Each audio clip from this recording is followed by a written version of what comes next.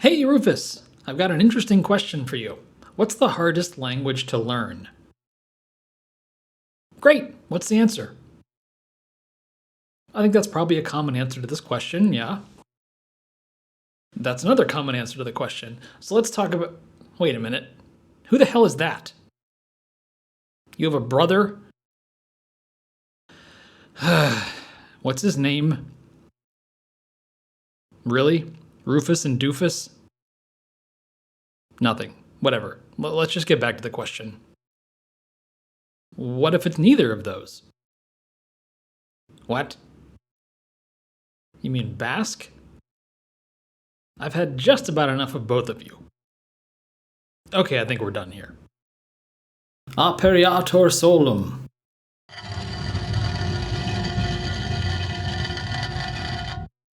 Et cadatis. Yeah, I'm a wizard. What of it? Now that we're free of unnecessary distractions, dear viewers, let me ask you the same question. What do you think is the hardest language to learn? It's apparently a fairly popular question, since it's the first suggestion in Google when I type "what's the hardest?" If you click through in that search query and look at the results, you'll see what appears to be a pretty clear answer to the question. It's Mandarin. But if you look a bit closer, you'll notice something else. All the results specify that Mandarin is the hardest language to learn for English speakers. If you only remember one thing from this video, make it this.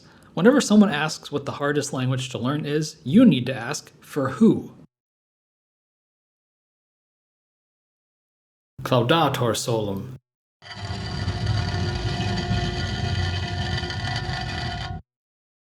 The reason that there is no single definitive answer to the question, what's the hardest language to learn, is that the difficulty of learning a new language is always dependent upon the person learning it.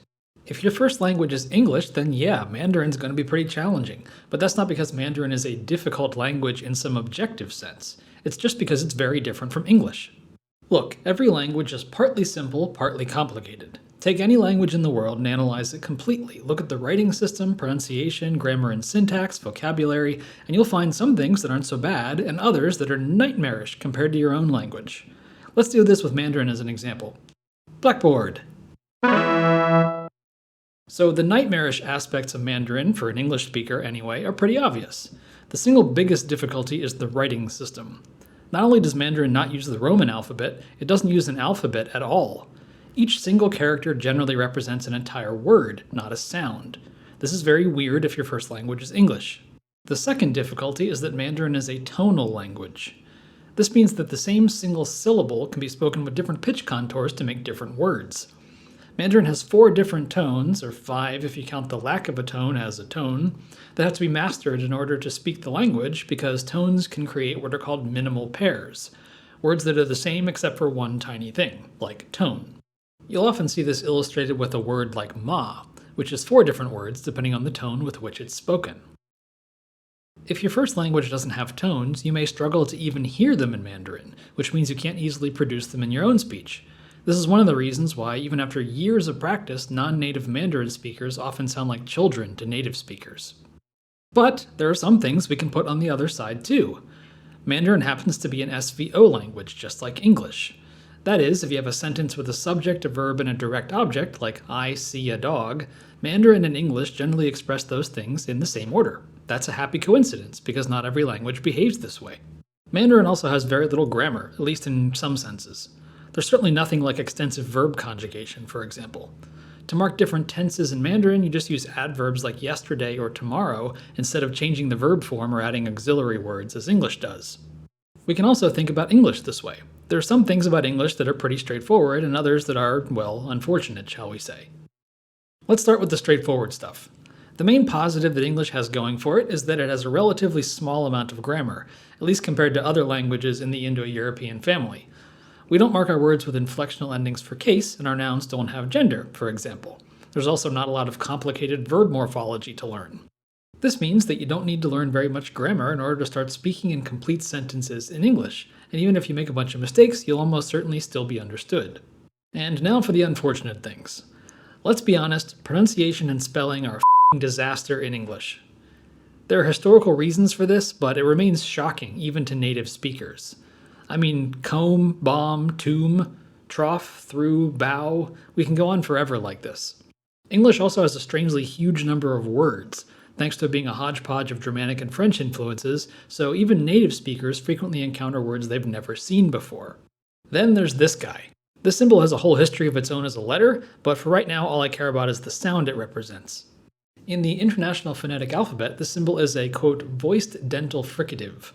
Those 3 words just mean that in order to make this sound, you need to use your voice box, put your tongue between your teeth, and force some air between your tongue and your teeth.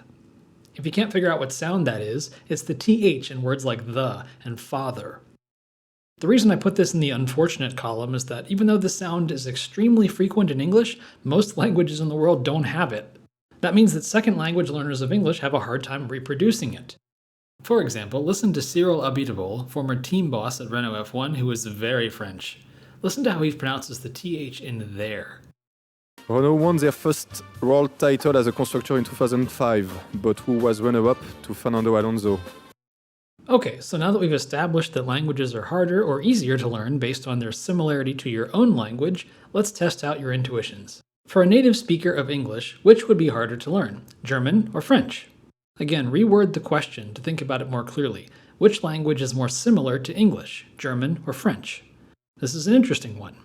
You may know that English is classified as a Germanic language. That is, modern English and German share a relatively recent common linguistic ancestor. French is a Romance language, descended from Latin, which English very much is not. You need to go back quite a bit further to find a common linguistic ancestor between English and French. And yet, French is actually easier to learn than German for an English speaker. This is because of the heavy influence of the Norman French on the Anglo-Saxons beginning about 1,000 years ago. English is basically what you get if you try to speak German in French. So yes, a lot of the core vocabulary of English, the most common words we use every day, have clear Germanic roots. Our grammar, though, is much more like that of the Romance languages, and we have lots of words of French origin. So if English is your first language, German will actually seem more foreign than French. Here's another one. What about Arabic or Persian? Again, just ask yourself which one is more similar to English. In this case, you might be less confident just because you don't know much about these particular languages, but the answer is Persian. To be fair, it would be challenging to learn either one of them just because they both use a very different writing system, but Persian is related to English while Arabic really is not. Most people assume that because Iran is in the Persian Gulf area that people there must speak Arabic, or at least some dialect of it, but they don't, at least not officially. Persian is an Indo-European language, just like English is. Persian would still be harder to learn than French or German, but still easier than Arabic. If you think I'm just talking total nonsense here, have a look at the US State Department's Foreign Language Training website. They classify French as a Category 1 language, the group of languages easiest for an English speaker to learn, and German as Category 2. Persian, or Farsi as it's also called, is Category 3, and Arabic is all the way down in Category 4 with the don't even bother trying languages. Here's a fun question for you classicists out there. What category should Latin and Ancient Greek be in? Talk amongst yourselves. The most important thing about this, obviously, is that it establishes a clear hierarchy of how much you're allowed to complain if you're studying a foreign language in high school. Spanish and French kids, shut your mouth. German kids, okay, you can whinge a little bit. Chinese? Yeah, go ahead and complain. Better yet, drop that shit and take Spanish instead, hombre. Okay, I think that's enough on this topic. I was gonna do like a whole telltale heart bit with those idiots under the floor, but honestly, I just can't be bothered. So, see you next time.